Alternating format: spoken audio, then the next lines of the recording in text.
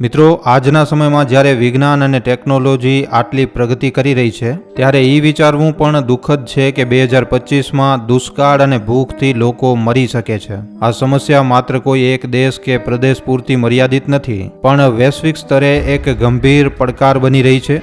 દુષ્કાળ અને ભૂખનું સંકટ એકબીજા સાથે જોડાયેલું છે અને તેના મૂળમાં પર્યાવરણીય અસંતુલન, આબોહવા પરિવર્તન, ગરીબી અને અસમાન વિતરણ જેવા પરિબળો છે. આજના આ વિડીયોમાં મિત્રો આ સમસ્યાના કારણો, તેની અસર અને સંભવિત ઉકેલો ઉપર આપણે ખૂબ જ વિસ્તારપૂર્વક વાત કરવાની છે. વિડીયો ખૂબ જ ખાસ રહેવાનો છે, માટે વિડીયોને છેલ્લે સુધી જોવા તેમજ લાઇક અને શેર કરવા ખાસ વિનંતી.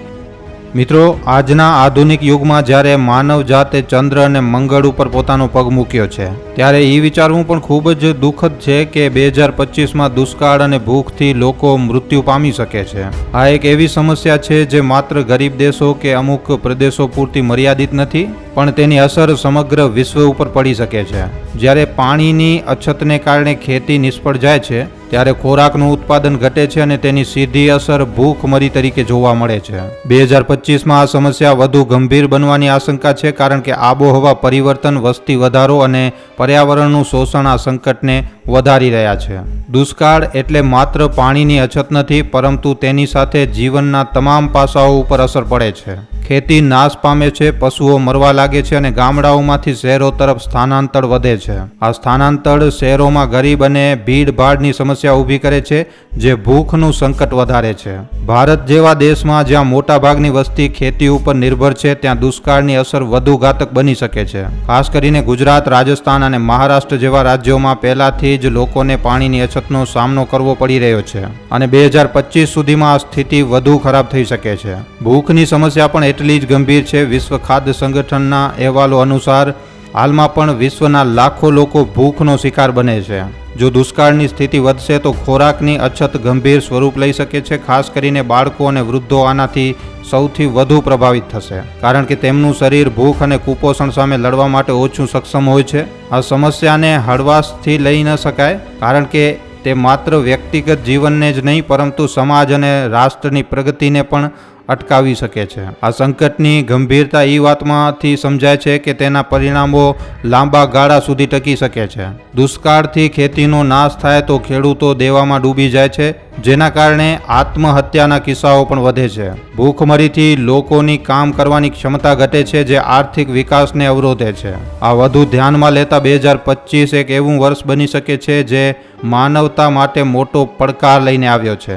2025માં દુષ્કાળ અને ભૂખનો સંકટ વધવાની આશંકા ઘણા બધા પરિબળો ઉપર આધારિત છે. આ સમસ્યાના મૂળમાં પર્યાવરણીય, સામાજિક અને આર્થિક કારણો છે અને મિત્રો, આ બધા કારણો એકબીજા સાથે જોડાયેલા છે. આબોહવા પરિવર્તન દુષ્કાળનો સૌથી મોટો કારણ છે. વૈશ્વિક તાપમાનમાં સતત વધારો થઈ રહ્યો છે, જેના કારણે વરસાદની પેટર્નમાં અનિયમિતતા જોવામાં આવી રહી છે. ક્યાંક તો ભારે વરસાદથી પૂર આવી જાય છે, તો ક્યાંક લાંબા ગાળા સુધી વરસાદ ન પડવાથી દુષ્કાળ પડે છે. ભારત જેવા દેશમાં જ્યાં ચોમાસા ઉપર પૂરી રીતે ખેતી નિર્ભર છે, ત્યાં વરસાદની અનિશ્ચિતતા ખેડૂતો માટે મોટી સમસ્યા બની શકે છે. 2025ના અંત સુધીમાં આ સ્થિતિ વધુ ખરાબ થઈ શકે છે, કારણ કે વૈજ્ઞાનિકોનું માનવું છે કે ગ્લોબલ વોર્મિંગની અસર હવે અટકાવવી શક્ય નથી. મિત્રો, માનવીએ પોતાની જરૂરિયાતોને પૂરું કરવા માટે પ્રકૃતિનું શોષણ કર્યું છે. જંગલોની કાપણી, જમીનોનો અતિ ઉપયોગ અને પાણીના સ્ત્રોતનું પ્રદૂષણ દુષ્કાળનું મોટું કારણ બની રહ્યા છે.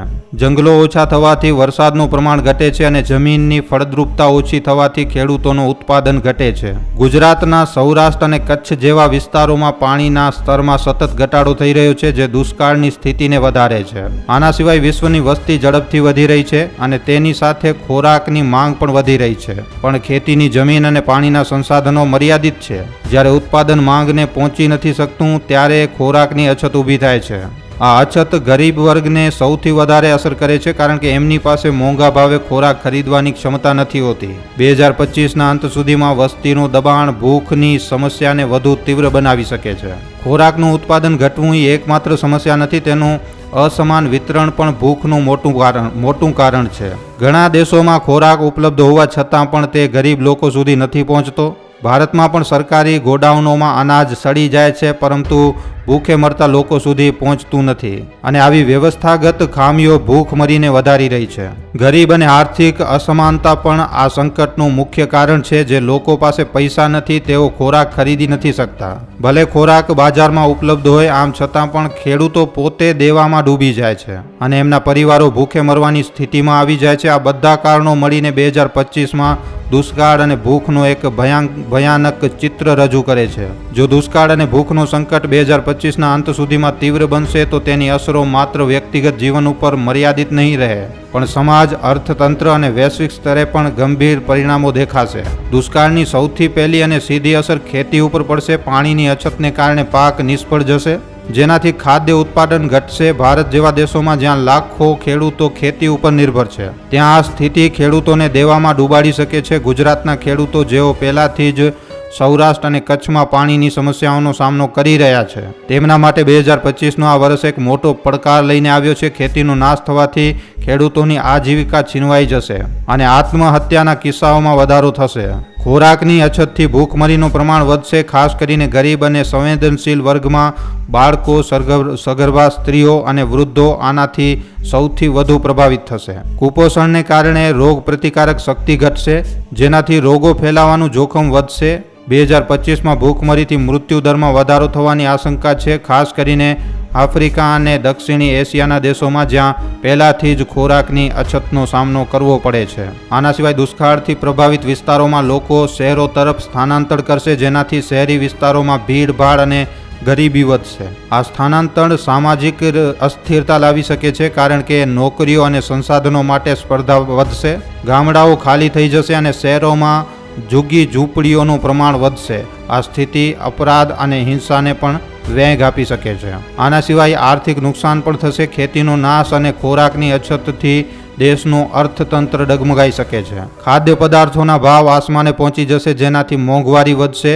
ગરીબ લોકો માટે ખોરાક અગમ્ય બની જશે, જ્યારે શ્રીમંત વર્ગ તેનો સંગ્રહ કરશે. આર્થિક અસમાનતા વધશે અને આના લીધે દેશોનો વિકાસ ધીમો પડી શકે છે. ખેડૂતો અને નાના ઉદ્યોગોનું નુકસાન રાષ્ટ્રીય આવક ઉપર ભારે અસર કરશે. દુષ્કાળની અસર માત્ર માનવીઓ પૂરતી જ મર્યાદિત નહીં રહે, પરંતુ તે પર્યાવરણને પણ નુકસાન પહોંચાડશે. પાણીના સ્ત્રોતો સુકાઈ જશે, પશુઓ મરવા લાગશે અને જંગલોનો નાશ ઝડપથી થશે. આનાથી પર્યાવરણીય અસંતુલન વધશે, જે ભવિષ્યમાં દુષ્કાળની સમસ્યાને વધુ ગંભીર બનાવશે. 2025 આ ચક્રની શરૂઆત બની શકે છે, જે લાંબા ગાળે સુધી ટકી શકે છે. આબોહવા પરિવર્તનને રોકવા માટે વૃક્ષારોપણ, રિન્યુએબલ એનર્જીનો ઉપયોગ, કાર્બન એમિશનને ઘટાડવું જરૂરી છે. 2025માં દુષ્કાળ અને ભૂખથી લોકોના મરવાની આશંકા ગંભીર ચેતવણી છે, જે માનવ જાતને પોતાની ભૂલો સુધારવાની તક આપે છે. દુષ્કાળ અને ભૂખ માત્ર કુદરતી આપતું નથી, પરંતુ માનવ ક્રિયાનો પરિણામ છે. આબોહવા પરિવર્તન, પર્યાવરણનું શોષણ, વસ્તી વધારો અને આર્થિક અસમાનતા જેવા પરિબળો આ સંકટને જન્મ આપે છે. 2025ના અંત સુધીમાં આ સમસ્યા ગંભીર બની શકે છે, જેનાથી ખેતીનો નાશ થઈ શકે છે. ભૂખમરીની સમસ્યા ગંભીર બની શકે છે. 2025ના અંત સુધીમાં આ સમસ્યા ગંભીર બની શકે છે, જેનાથી ખેતીનો નાશ થઈ શકે છે. ભૂખમરી, સ્થાનાંતર અને આર્થિક અસ્થિરતા જેવા અસરો દેખાશે. ખાસ કરીને આપણા ભારત જેવા દેશોમાં જ્યાં ગામડાઓ અને ખેડૂતો રાષ્ટ્રની રીઢ છે, ત્યાં આ સંકટની અસર વધુ ઘાતક હોઈ શકે છે. ગુજરાતના દુષ્કાળગ્રસ્ત વિસ્તારો જેમ કે સૌરાષ્ટ્ર અને કચ્છ આનો સૌથી વધુ ભોગ બની શકે છે. જો કે આ સંકટનો અંત નથી મિત્રો. જો આપણે સમયસર જાણીએ અને સામૂહિક પ્રયાસો કરીએ તો 2025ને એક નવી શરૂઆત બનાવી શકીએ છીએ. પાણીનું સંરક્ષણ, દુષ્કાળ પ્રતિરોધક ખેતી, ખોરાકનું સમાન વિતરણ અને પર્યાવરણની જાળવણી જેવા ઉકેલો આપણી પાસે છે.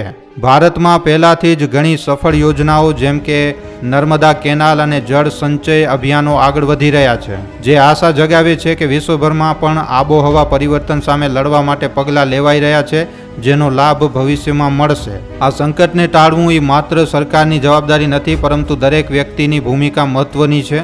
ખેડૂતોએ આધુનિક ટેકનોલોજી અપનાવવી જોઈએ, નાગરિકોએ પાણી અને ખોરાકનો બગાડ ઘટાડવો જોઈએ અને યુવાઓએ પર્યાવરણ રક્ષણ માટે આગળ આવવું જોઈએ. સરકારે પણ નીતિઓને વધુ કડક અને કાર્યક્ષમ બનાવવી જોઈએ. જો આપણે આજે એકજૂટ થઈને કામ કરીએ તો 2025ના અંત સુધી દુષ્કાળ અને ભૂખનું ભયાનક ચિત્ર બદલાઈ શકે છે. આજનો દિવસ મિત્રો આવનારી કાલને સુધારવાની એક મોટી તક છે. જો આપણે પ્રકૃતિ સાથે સંવાદિતા જાળવીએ, સંસાધનોનો સમજદારીપૂર્વક ઉપયોગ કરીએ અને ગરીબોને સશક્ત બનાવીએ તો ભવિષ્યમાં દુષ્કાળ અને ભૂખનું સંકટ ઘટાડી શકાય છે. 2025નું આ વર્ષ એક પડકાર હોઈ શકે છે, પરંતુ એક નવી શરૂઆતનો માર્ગ પણ બની શકે છે. આપણે બધાએ મળીને આ લડાઈ લડવાની છે, જેથી આવનારી પેઢીને એક સુરક્ષિત અને સમૃદ્ધ વિશ્વ મળે. આની સાથે મિત્રો આજનો આ વિડીયો પૂરો થાય છે. હવે ધ્યાન આપજો, આપણે માત્ર સમસ્યાને જોવાની જ નહીં, પરંતુ તેનો ઉકેલ લાવવાની જવાબદારી પણ લેવાની છે. તો ચાલો મિત્રો, આજથી જ પ્રયાસ શરૂ કરીએ. તો આજનો આ વિડીયો તમને કેવો લાગ્યો છે, આના ઉપર તમારા શું અભિપ્રાય છે, અમને નીચે કોમેન્ટ સેક્શનમાં લખીને જણાવવા ખાસ વિનંતી.